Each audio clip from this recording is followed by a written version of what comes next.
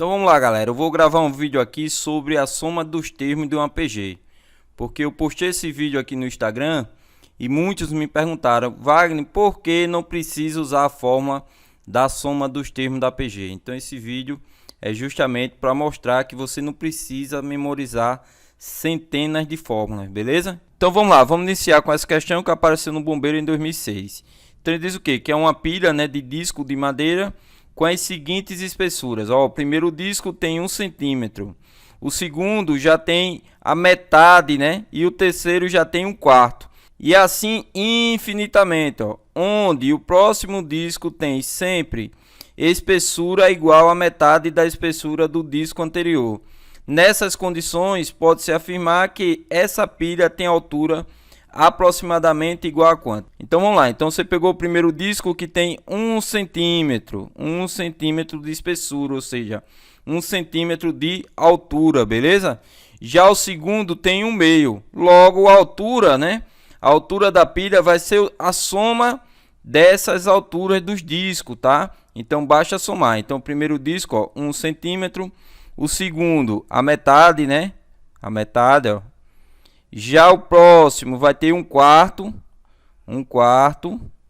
Já o próximo, quem vai ser o próximo? Como ele falou que o próximo é a metade do anterior, né? Ele diz aqui, ó, onde o próximo tem sempre a espessura igual à metade do anterior. Então o próximo aqui, ó, quem vai ser? Se você calcular a metade de 1/4, vai dar 1/8, ou seja, você tem aqui a soma dos termos de uma PG. Ele falou, ó, que isso aqui é indefinidamente essa soma, tá? Ou seja, infinitamente. Então qual é a soma desses infinitos termos? Então a gente já sabe que isso aqui é uma PG e uma ideia seria você usar a fórmula, mas eu vou fazer esse vídeo justamente para mostrar que não precisa você usar a fórmula. E qual é a sacada, Wagner? A sacada é a seguinte: eu vou chamar aqui essa soma, sei lá, vou representar ela por S. Vou representar por S. Então essa soma eu vou chamar de S, beleza? Quem é a razão aqui, ó? A razão vai ser o quê? 1/2, né? Ou seja, qualquer termo dividido pelo anterior vai dar 1/2. Então, vou pegar aqui, ó, 1/2 dividido por 1 é 1/2, tá? Então, logo a razão, vou chamar de R, a razão é 1/2. A razão é 1/2. E qual o macete? O macete é você multiplicar ambos os termos pela razão ou pelo inverso da razão. Ou pelo inverso da razão. Então, o inverso da razão vai ser o quê? O inverso da razão vai ser 2 dividido por 1, que é igual a 2, tá? Que é igual a 2. Isso aqui é o inverso da razão. Então vamos lá. Então vou escolher multiplicar ambos os membros por 2. Então lado esquerdo por 2, S vezes 2 dá o quê? Dá 2S. E o lado direito, ó, 1 vezes 2 dá 2. A metade de 2, ó, a metade de 2 dá 1. 1/4 de 2 é 2/4, que é equivalente a 1/2, que é equivalente a 1/2, tá? Então 2/4, quando você simplificar, vai dar 1/2. E aqui, ó, 1/8 vezes 2 dá 2/8, que simplificando dá 1/4. Então observe essa sequência aqui, ó. Então observe essa sequência aqui de baixo também é uma PG, onde o primeiro termo vale 2. E como o segundo termo aqui vale 1, ó, então a razão aqui, ó, a razão vai ser 1/2.